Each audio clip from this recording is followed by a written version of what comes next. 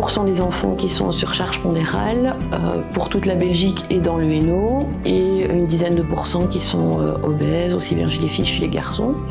Alors, il faut savoir que 25% de la population à partir de 10 ans ne pratique aucun sport ou aucune activité physique à part les 3 heures de gym imposées à l'école.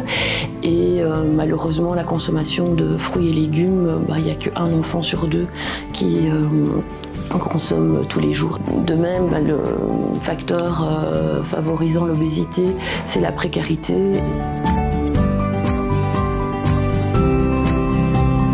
Donc, pour parler d'obésité, il faut un rapport poids sur taille supérieur à un certain chiffre qui est variable en fonction de l'âge et pas comme chez les adultes.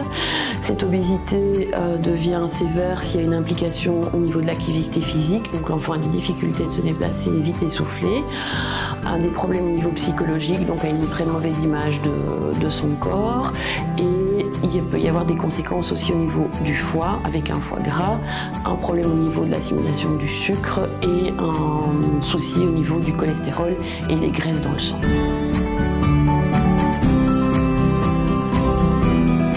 Le BMI, donc l'index de masse corporelle, est pathologique, et donc ensuite il faut classifier cette obésité. Donc l'enfant devra passer un test psychologique avec une échelle de qualité de vie.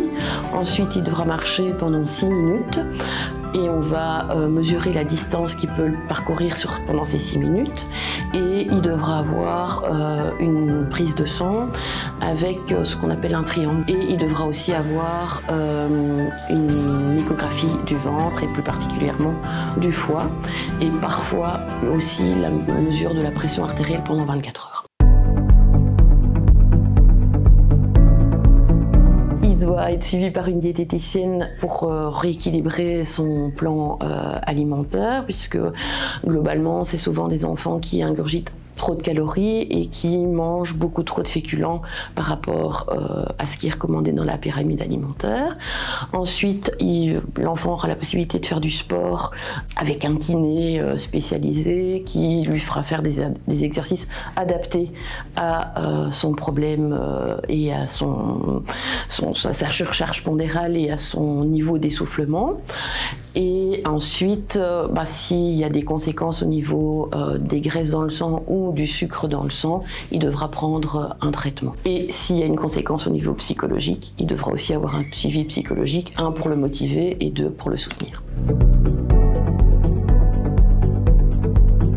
À court terme, c'est pas bon pour le foie. On peut développer ce qu'on appelle une cirrhose non alcoolique. On peut développer un diabète par la suite. On peut avoir des déformations au niveau des genoux. Et puis, malheureusement, à partir du moment où notre corps a atteint un certain poids, le corps va toujours vouloir revenir au même poids. Et donc, autant faire de la prévention pour éviter de développer et de poursuivre une obésité quand on est à l'âge adulte, quoi.